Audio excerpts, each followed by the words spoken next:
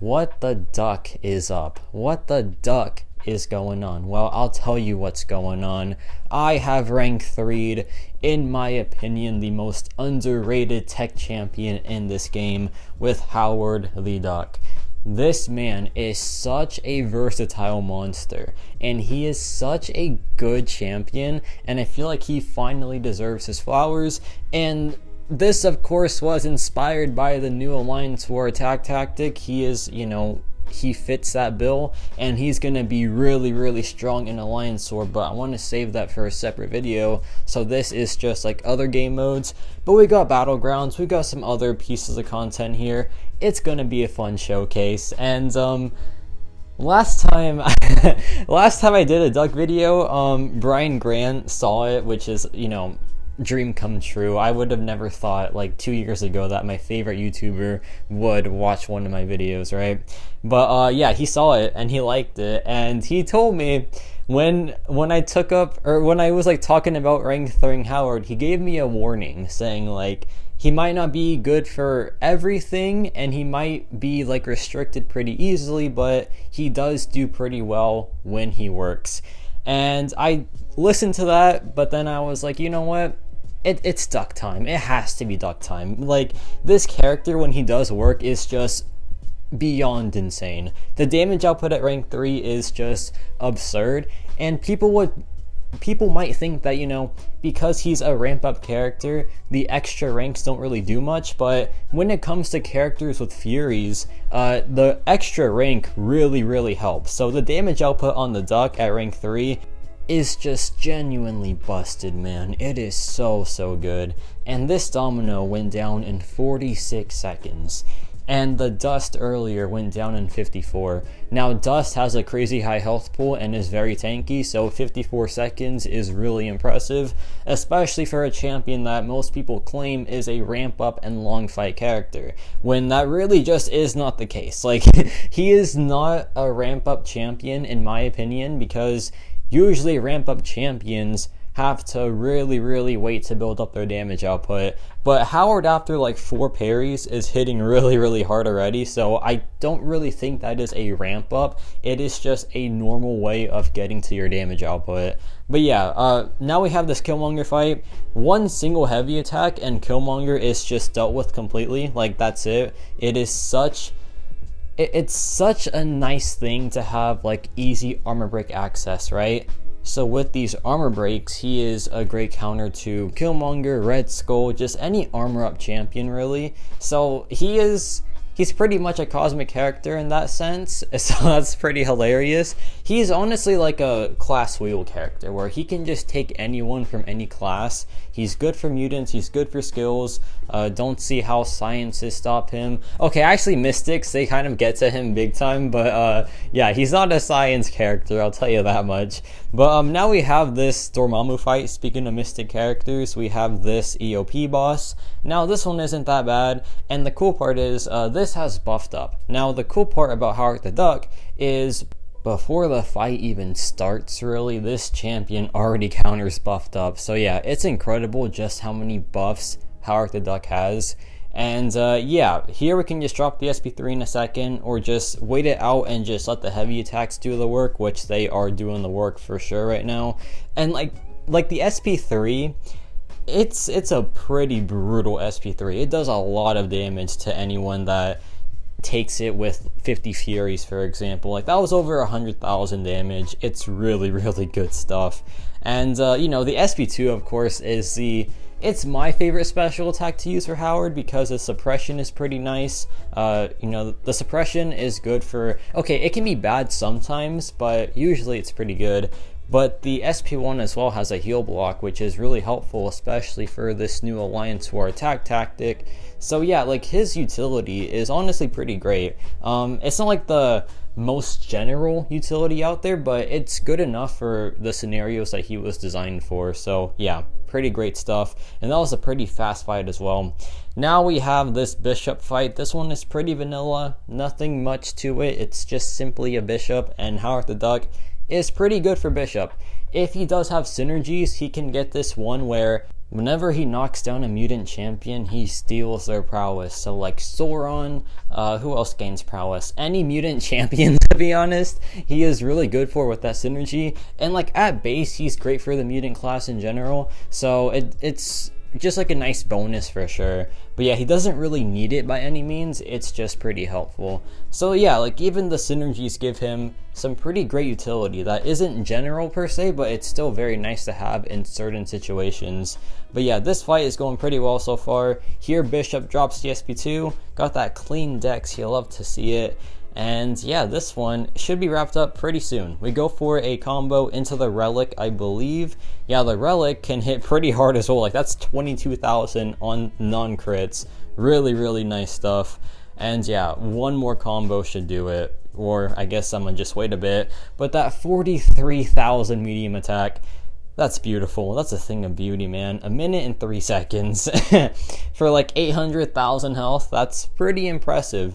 Now we have this Power Shield Warlock. This one he used to be my nemesis. I used to hate this fight so much. And here I do have some enhancements. I have the Odin pre-fights, just to make the infection go away completely with Howard's 2 buffs and the 3 buffs from Odin. Combined, it just shuts off Warlock, so that's great. And I also have the Wags pre-fight here. Now, what does this do in this fight? Well, Warlock has this node where whenever he would get a debuff and the cleanse timer is active, he purifies the debuff and then he power drains you, right? But if I have the Wags pre-fight, my stun never gets purified. And additionally, Warlock has this one node where he goes debuff immune after his special attacks, but the Wags pre-fight helps prevent that as well. So yeah, the Wags pre-fight with Howard the Duck is really, really helpful because one of the ways that Howard is stopped is by debuff immunity. However, with the Wags pre-fight, you can bypass that unless they are just stun immune completely, then you can't bypass it. But yeah, it's pretty helpful. It's a really good synergy for Howard, or like not a synergy, but it's a good enhancement for Howard. And yeah, in like Alliance War where Mags is really, really common, that will just be a absolute godsend for Howard. So yeah, a rank 3 Howard with like a Wags pre-fight and like Odin pre-fights, the result is pretty insane stuff. Like Power Shield here is of course enhancing the damage, but those are still some disgusting crits on the SP2. And yeah, this one is as good as over. And look at this relic hit. Are you ready? 44,000 crits, and that isn't enhanced by anything. That is just Howard at base doing 44,000 relic crits. That is crazy good stuff. Now we have this Nick Fury fight, and pretty much Howard took like, what, 3/4 of the first section of Eternity of Pain. Pretty good stuff. And this one here has Do Not Disturb, or no, what's it called? Defective Defense. So what this does is, whenever you parry an attack, you have a chance to be disoriented. And that sounds terrible for Howard, right? But here's the thing, you can dash back and hold block to purify the disorient, and then you're just back to ducking it up. So yeah, he can bypass some nodes that try to stop him. Of course, this isn't the case with every node. Like, you know, stun immunity just kind of straight up deletes Howard. Or so I thought, because he actually has a synergy with the Destroyer that allows him to gain Furies even while the opponent is stun immune. So yeah, it's slowly becoming harder and harder to stop Howard the Duck, like with synergies and stuff. So this man, maybe in due time, is going to be just straight up fully unstoppable, and I am so down for that because yeah, it's the Duck. He deserves to be truly unstoppable. Look at that man go. He literally jumps out of his suit and like just is dangling for his life on that SP2. It is so funny. Like, this character, I don't know if he was meant to be a comedy character, but he does make me laugh all the time. Just a quick warning though for any Howard the Duck mains, do not play with sound on. Do not. Absolutely no. That is a ticket to just losing your mind if it's not already lost, because yeah, it's very rough. It is very rough, like not visuals, but like, you know, audio.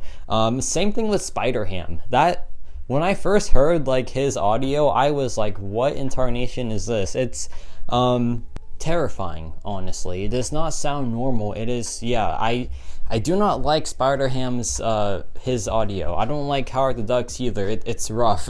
It's really, really bad, but it's fine. Just play with the sound off. I think most people do that anyway, but just a quick little heads up for my future Howard mains, because I think with the attack tactic featuring Howard the Duck, a lot of people are going to main this character in Alliance War especially, because he can just take a lot of fights on the map, and the fights he doesn't work for, there are just better options anyway, but the fights he does do, he is one of the best options for them because of his genuine speed. Like, he is so fast in Alliance War, and it's so surprising because, you know, this character is supposed to be a ramp-up champion, but that's not the case really, because when he's rank 3, the damage output is just always good, I feel like.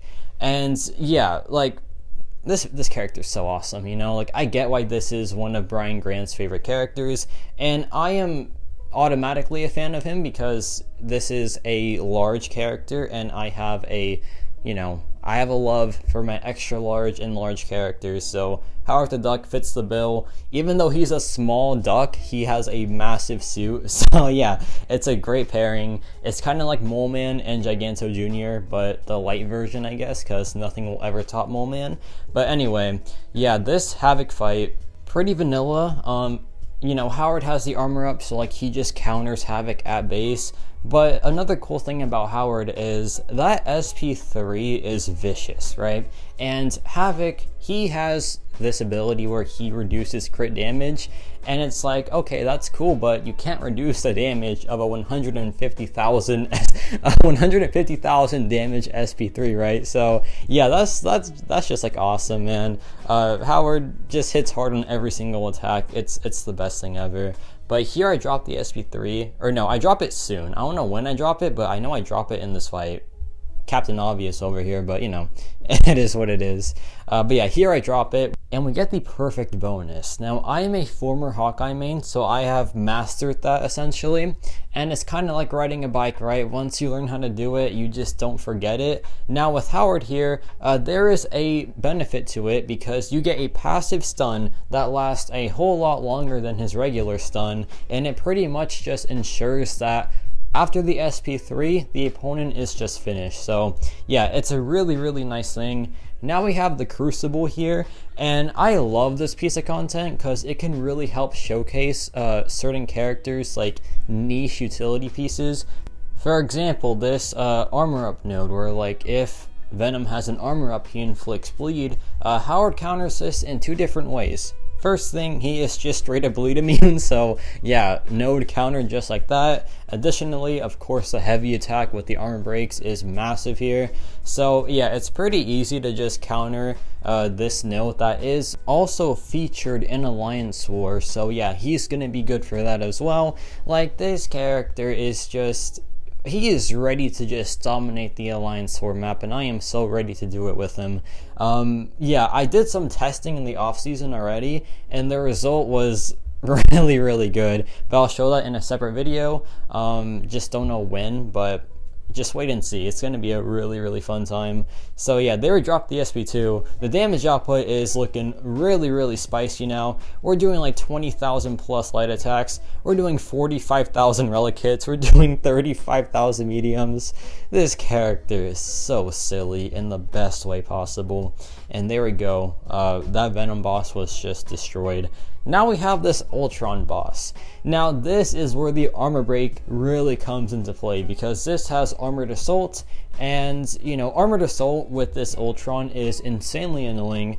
And this Ultron has this mechanic where whenever he gains an armor up, he reduces your ability accuracy by like 15%. So if they stack up, you are just completely done for. But with Howard the Duck here, even if he gets like what, 2 armor ups, Howard the Duck has 5 armor breaks. So it's really hard to just it's really hard for Ultron to gain armor ups in this fight. And that's the case with any armor up character versus Howard. They just really cannot, they can't do much. So yeah, here we drop the heavy attack, just got rid of that armor immediately, so that is very, very fun. And now this fight is basically over. So yeah, it's yeah, it's a wrap. Like, look at this damage output. Here we drop the SP3, and look at this thing of beauty. It just does so much damage. And I think he had an armor up too, but it's still doing a lot of damage. Let's see what the final number is. About 150,000, so sounds about right for Howard, man. So good. Drop the relic, fight's done, and that was like, what, a minute, so yeah, Howard is just a beast at rank 3. The difference is very noticeable, and he's just like a whole different tank that just does so much more damage now. So it's a really nice upgrade, and I just cannot wait to showcase this guy in Alliance War and some other Battlegrounds fights. It's gonna be a really good time. So let me know your thoughts on Howard the Duck, and yeah, that's about it for me.